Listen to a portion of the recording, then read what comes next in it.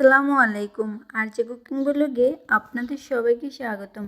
আজকে আমি আপনাদের মাঝে নিয়ে এসেছি খুব সহজ নিয়মে শিং মাছ দিয়ে পালং শাক রান্নার রেসিপি। আমি কিছু মাছ কেটে ধুয়ে পরিষ্কার করে নিয়েছি। পরিষ্কার করা মাছগুলোকে হলুদের গুঁড়া, লবণ দিয়ে সুন্দরভাবে হাত দিয়ে মেখে নেব। মেখে নেওয়া মাছগুলো ভাজার জন্য চুলায় একটি কড়াই বসিয়ে দেব।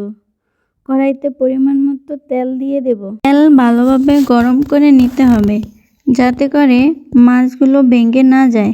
গরম হয়ে গেলে এক এক করে সব মাছগুলো দিয়ে দেব। এখন আমি মাছগুলো উল্টিয়ে ভেজে নিচ্ছি। লক্ষ্য রাখতে হবে মাছগুলো উল্টানোর সময় যেন ভেঙে না যায়। মাছগুলো ভাজা শেষ হয়ে গেছে। এখন আমি বাটিতে তুলে নিব। মাছ ভাজার তেলে আমি মাছের তরকারিটি রান্না করে নেব। রান্না করার জন্য দিয়ে দিচ্ছি পেঁয়াজ বাটা, দিয়ে দিচ্ছি রসুন বাটা, দিয়ে দিচ্ছি জিরা বাটা, দিয়ে দেব স্বাদ মতো লবণ।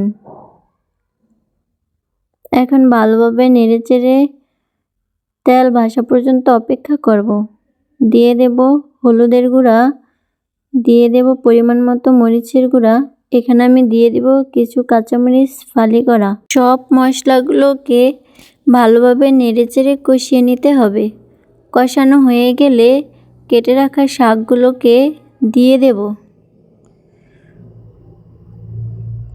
শাকগুলো নেড়েচেড়ে কয়েক মিনিটের জন্য ঢাকনা দিয়ে অপেক্ষা করতে থাকব। ঢাকনা উঠিয়ে নাড়াচাড়া দিয়ে ভেজে রাখা মাছগুলো দিয়ে দেব। এখন আমি মাছগুলোকে সুন্দরভাবে নেড়েচেড়ে কষিয়ে নেব। মাছগুলো সুন্দরভাবে কষিয়ে নিয়েছি। এখন আমি ঝোলের জন্য পরিমাণ মতো পানি দিয়ে দেব।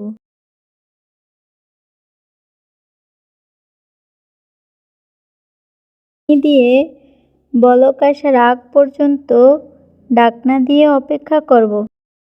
রাখা ঢাকনাটি তুলে নেব। ঢাকনাটি তুলে নিয়ে শেষবারের মতো নেড়েচেড়ে নামিয়ে নেব। এভাবেই হয়ে গেল আমার শিং মাছ দিয়ে পালং শাক রান্নার মজাদার সুস্বাদু রেসিপি। এমন নিত্য নতুন রেসিপি পেতে আমার চ্যানেলটি সাবস্ক্রাইব করে পাশে থাকুন। আশা করি সবাই ভালো থাকবেন, সুস্থ থাকবেন। আল্লাহ হাফেজ।